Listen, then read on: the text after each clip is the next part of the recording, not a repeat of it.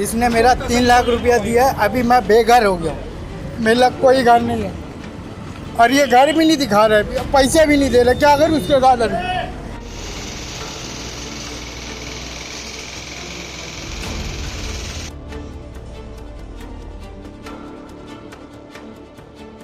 और इन्होंने कुछ रिपेयर वगैरह पहले हुआ नहीं, C1 में गई, C1 होने के बाद में आती जगह होने का आज कार्रवाई इसको करने को लिए है।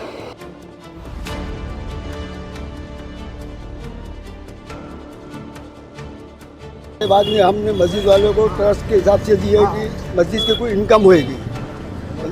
उसके बाद में फिर उनको नोटिस आई, हमको दिए नहीं, 3 नोटिस उनको आई है।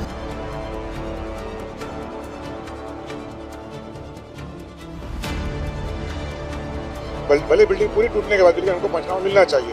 उन्होंने जो डॉक्यूमेंट्स कहे, ठीक है हमारे पास भाड़े का एग्रीमेंट है, हमारे पास भाड़े की पावती है। मेरे को यहाँ मारा है, देख मेरे को यहाँ पे मार लगी है, कहाँ लगी है। भिवंडी के नंबर 1 इंटरनेट सर्विस प्रोवाइडर इंफ्रानेट अपने नए कस्टमर्स के लिए लाए हैं धमाकेदार ऑफर। अब सिर्फ 6,000 रुपये में आपको मिलेगा 100 Mbps का ईयरली प्लान, साथ ही फाइबर इंस्टॉलेशन और डुअल बैंड 5G राउटर बिल्कुल फ्री, वो भी 3 साल की वारंटी के साथ।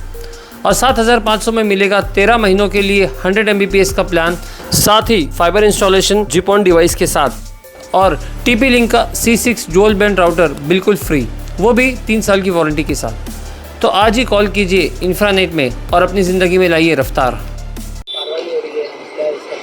ये C1 ब्रोवर की गई है, ये अति धोखाधड़ी में डाला हुआ था, जो हमारे जो तत्कालीन इससे पहले थे अधिकारी साहब उसने डाला हुआ था ये, और एक्चुअल में इनको संधि दी गई थी और इन्होंने कुछ रिपेयर वगैरह पहले हुआ नहीं, C1 में गई, C1 होने के बाद में आती जगह होने का आज कार्रवाई इसको करने को लिए। ये बिल्डिंग का वो हुआ है क्या पंचनामा?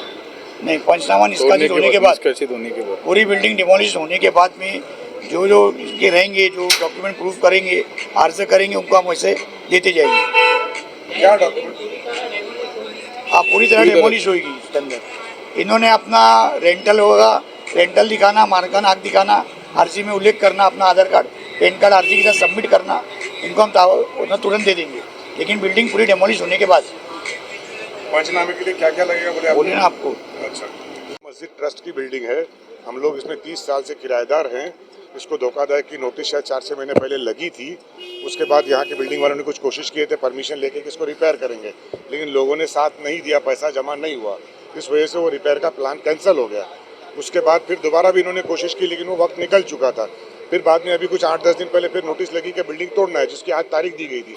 आज तोड़ी तो गई है। तो हमारा सवाल यही था कि भाई इसको पंचनामा क्यों नहीं है। तो ये बात मुझे भी ज़्यादा कानून के बारे में मालूमात तो है नहीं कि पंचनामा तोड़ते वक्त होता है, ये ऑफिसर जो है वो कह रहे हैं कि पंचनामा तोड़ने के बाद होगा। अभी हम उनकी बात के ऊपर भरोसा कर सकते हैं, उससे ज़्यादा नहीं। और हम न्यूज़ के माध्यम से भी यही सोचेंगे कि भी हमको आपकी मदद मिले कि भी वाकई में हमको भले बिल्डिंग पूरी टूटने के बाद भी हमको पंचनामा मिलना चाहिए।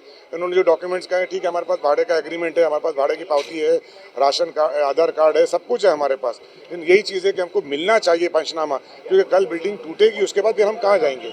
हमको जवाब चाहिए इसका कि भाई बिल्डिंग तोड़ने के बाद आज कल बनेगी तो हमारा क्या इसमें हिस्सा रहेगा, हमको क्या मिलेगा बदले में। आज 30 साल से हम लोग किराएदार है इसके अंदर, 1995 से हम यहाँ पे, 2025 का लगे समझ लो। तो मैं न्यूज़ वालों से यही कहूँगा कि हमको भी आप लोग इसमें यह करो कि भी हमको पंचनामा आसानी से और जल्दी से जल्दी मिले। हमारे पास 1912 की पावती, घर पावती है। उसके बाद में हमने मस्जिद वालों को ट्रस्ट के हिसाब से दिए कि मस्जिद की कोई इनकम होएगी। उसके बाद में फिर उनको नोटिस आई, हमको दिए नहीं, 3 नोटिस उनको आई है। मस्जिद ट्रस्ट को 3 नोटिस आई है, हमको 1 नोटिस जून में दिए थे। तो उसके बाद में हमने जो कार्रवाई की, कुछ लोग ऐसे हैं कि भाड़ा खाते हैं, पैसा नहीं देते, समझे क्या। ये हमको भी बहुत तकलीफ है, क्योंकि मैं यहाँ 1912 का रहवासी हूँ, मेरे दादा और यहाँ रहते थे। क्या आप भी इसी बिल्डिंग में रहते हैं? मैं इसी बिल्डिंग में रहता हूँ, दूसरे फ्लैट पे। भाई इसने मेरा 3 लाख रुपया दिया है, अभी मैं बेघर हो गया हूँ, मेरा कोई घर नहीं है और ये घर भी नहीं दिखा रहे, पैसे भी नहीं दे रहे, क्या करूँ उसके साथ अभी। भाई बोलो। ये मेरे पास फ्लैट लेने आया था हाईवे के लिए, मैं कर्जदार था। मैंने 3 लाख रुपए इनसे लेके अपना फ्लैट हाईवे पे दिया और मैंने खुद भाड़े पे रहने गया और मैंने वो पैसे से कर्ज अदा करा। और 2 साल अभी दिसंबर में होने आ रहा है और मैं ये दिसंबर में इसका पूरा होएगा, लेकिन मेरे को आगे का मालूम नहीं था दोस्त कि मेरी नोटिस लगेगी, बिल्डिंग टूटेगी।